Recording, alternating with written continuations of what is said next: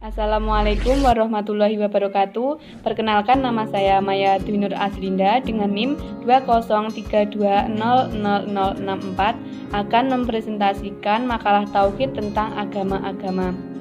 Indonesia memiliki 9 agama, yaitu agama Yahudi, agama Nasrani, agama Hanif, agama penyembah berhala, agama Majusi, agama Hindu, agama Buddha, agama ateis, dan agama Islam.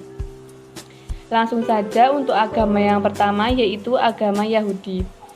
Agama Yahudi adalah agama yang diajarkan oleh Nabi Ibrahim, yaitu bahwa Tuhan itu hanya satu.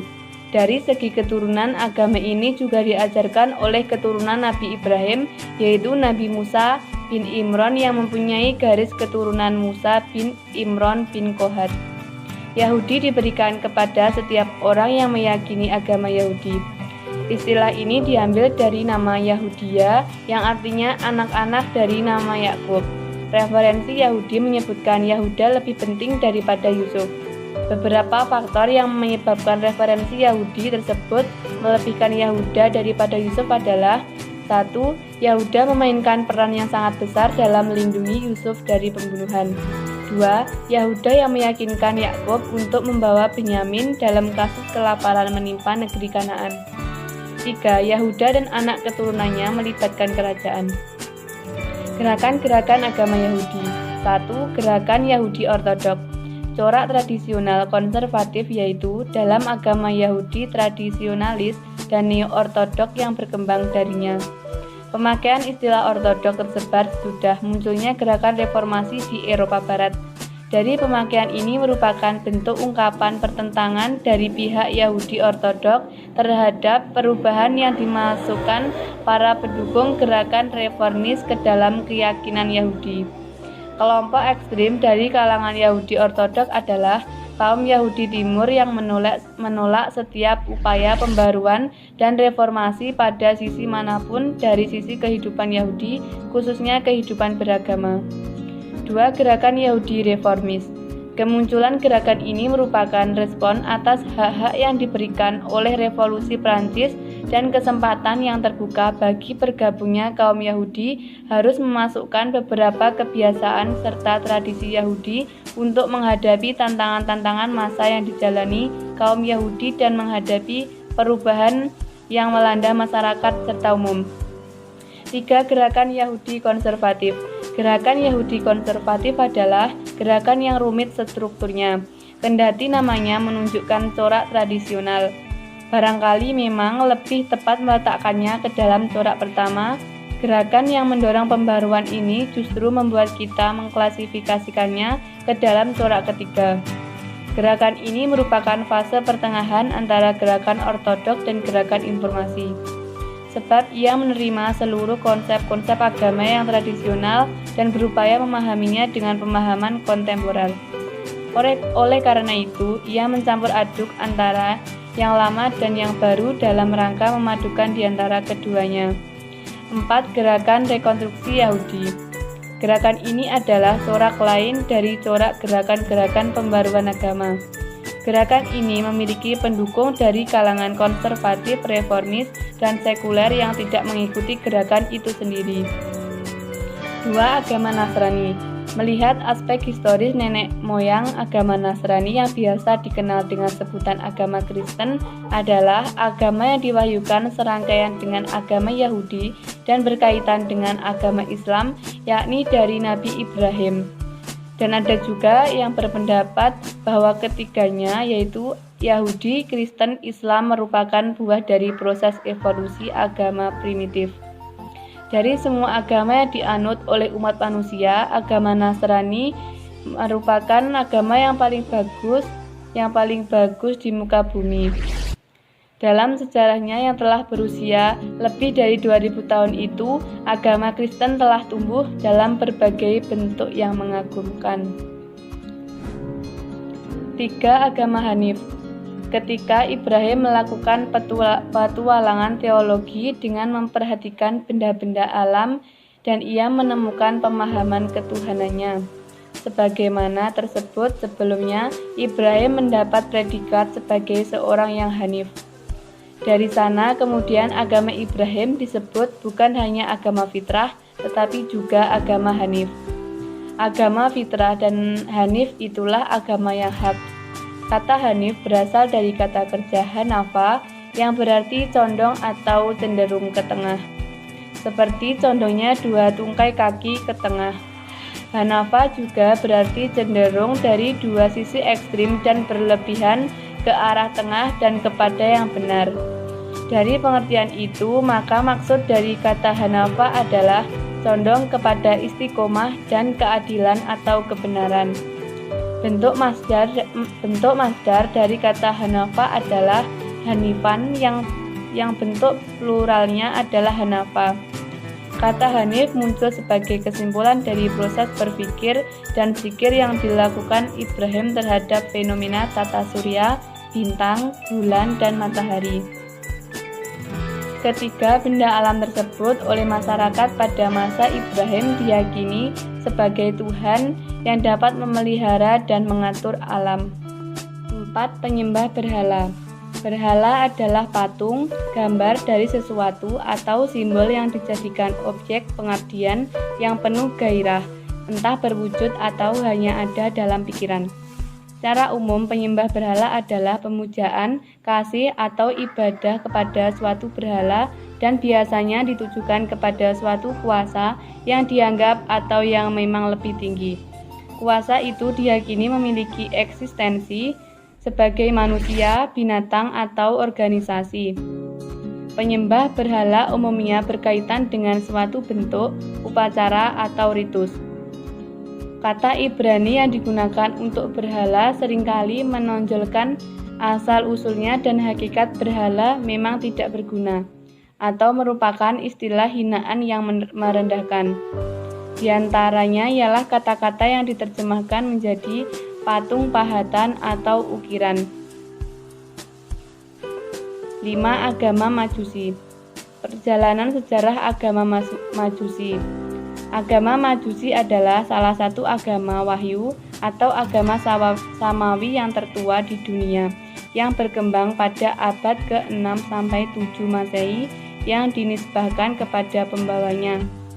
Agama Majusi yang dikenal juga sebagai agama Zoroaster dibawa oleh nabinya yang bernama Spitama Zarathustra, dalam bahasa Yunani berubah jadi Zoroaster. Dilahirkan pada tahun 600 sampai 583 sebelum Masehi di Iran. Orang Yahudi kuno mempercayai bahwa Zarathustra telah hidup ribuan tahun sebelumnya, sama seperti dongeng di kalangan masyarakat Persia. Pada abad sebelumnya, bangsa Iran dan bangsa Indo-Arya terjadi perpecahan sehingga bangsa Indo-Arya menyerbu anak benua Indo-Pakistan sekilas 1500 sebelum Masehi dan telah menulis Weda. Zarathustra muncul sebagai utusan ketika berumur 30 tahun menerima wahyu dari Ahura Mazda. Setelah menerima wahyu yang pertama, beliau memulai dakwahnya. Namun hingga 10 tahun ia hanya memperoleh satu pengikut, yaitu saudaranya sendiri dalam beberapa proses penganiayaan dan kegagalan. Setelah tahun ke-12 kenabiannya, ia melakukan hijrah ke daerah timur, mulai dari Seista kemudian Baktria yang dikuasai oleh Raja Bijaksana Vistaspa yang kemudian menerimanya, dan agamanya disinilah kemudian agama Majusi tegak kokoh sebagai agama di Iran.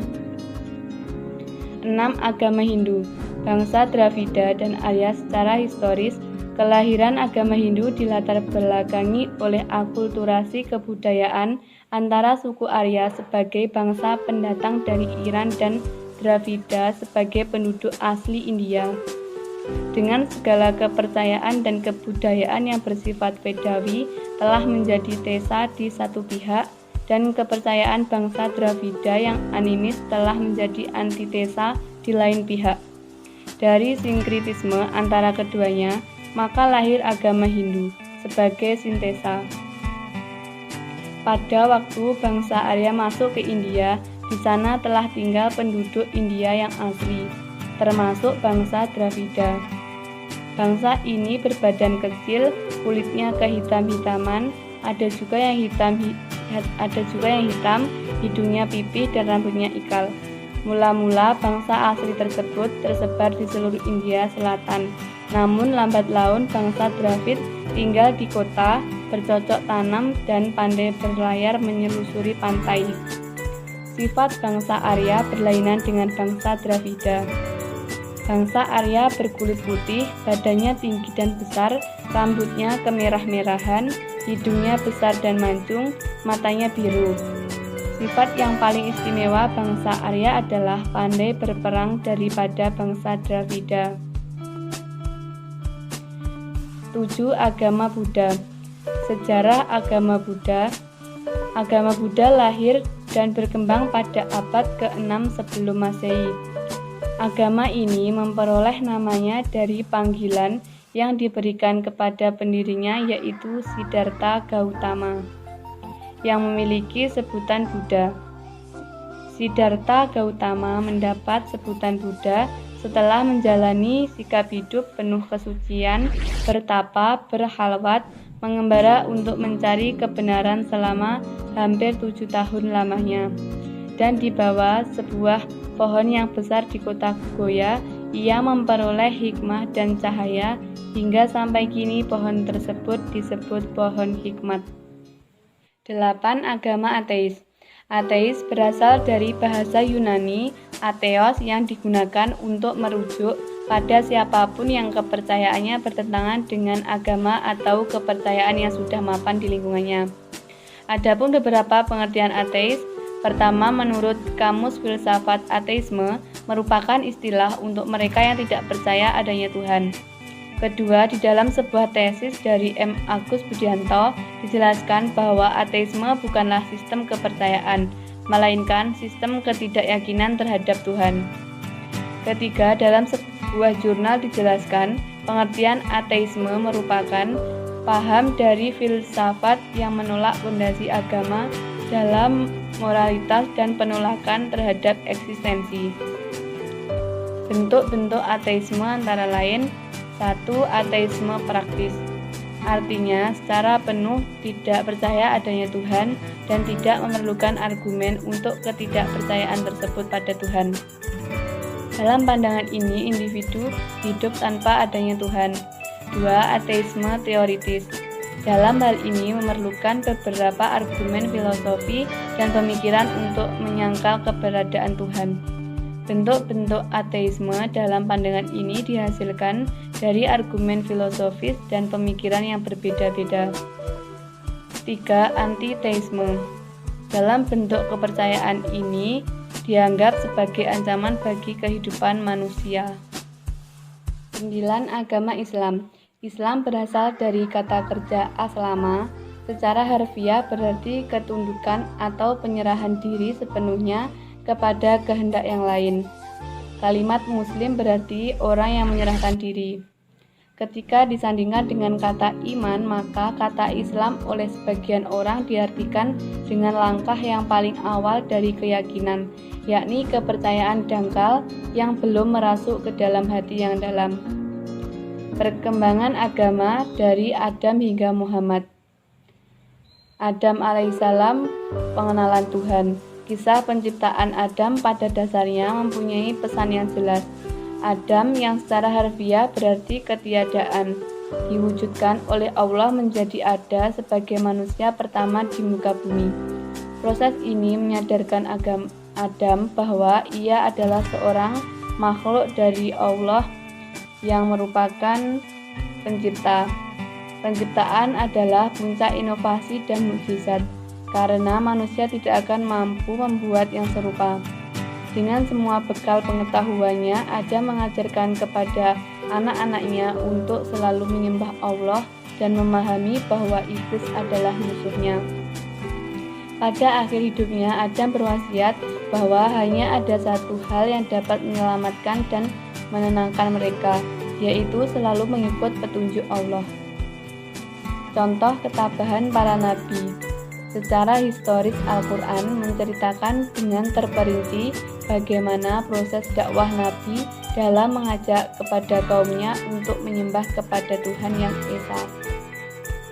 Proses dakwah Nabi selalu memperlihatkan ketabahan dan ketahanan yang luar biasa. Seorang nabi adalah orang yang mempunyai daya tahan dan ketabahan atas semua penderitaan. Daya tahan itu jauh melebihi yang dapat dilakukan orang biasa. Nabi Ibrahim. Nabi Ibrahim adalah bapak para nabi dan kakek besar Nabi Muhammad, semua nabi. Semua nabi Bani Israel berasal darinya, karena mereka keturunan dari Yakub bin Ishak bin Ibrahim. Ibrahim menurut Al-Quran yang menyatakan agama Islam dan para pemeluknya dengan nama Muslim. Beliau adalah contoh bagi semua manusia tentang perjuangan yang tiada kenal lelah dalam mencari kebenaran, dan apa yang telah ia lakukan diabadikan Allah dalam Al-Quran, sehingga ia mendapat gelar uswah hasanah. Nabi-nabi berbangsa Israel. Bangsa Israel mempunyai bangsa-bangsa. Nabi-nabi tersebut silih berganti dalam mengajak mereka untuk menyembah Allah. Sesungguhnya mereka telah berjanji di hadapan Yakub menjelang kematiannya bahwa mereka anak-anak Yakub, Tuhan nenek moyang Yakub, Ibrahim, Ismail, dan Ishak, yaitu Tuhan yang Maha Esa. Bangsa Israel mengalami ujian yang berat yang datang silih berganti akibat kedurhakaannya kepada Tuhan. Para nabi berusaha untuk menolong mereka supaya keluar dari kezaliman para penguasa seperti umat Nabi Musa dan Nabi Harun.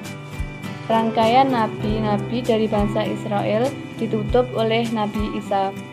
Ia mengajak untuk kembali ke agama yang benar yang telah diwahyukan kepada Nabi Muhammad SAW. Semua ulama bersepakat bahwa rangkaian nabi-nabi berakhir pada Nabi Muhammad. Beliau adalah nabi dan rasul penutup yang dinyatakan oleh Allah di dalam kitab suci. Keyakinan ini berimplikasi kepada keyakinan lainnya bahwa rentetan wahyu yang Allah turunkan sejak Nabi Adam juga berakhir pada Nabi Muhammad. Dan inilah masih mempunyai implikasi selanjutnya, yaitu bahwa agama yang berevolusi berakhir dengan mengambil bentuk agama yang dibawa oleh Nabi Muhammad, yaitu agama Islam. Agama yang paling memadai dan sempurna.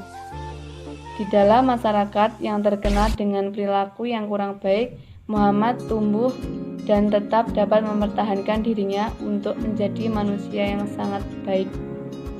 Sekian presentasi dari saya. Apabila ada kurang lebihnya saya mohon maaf.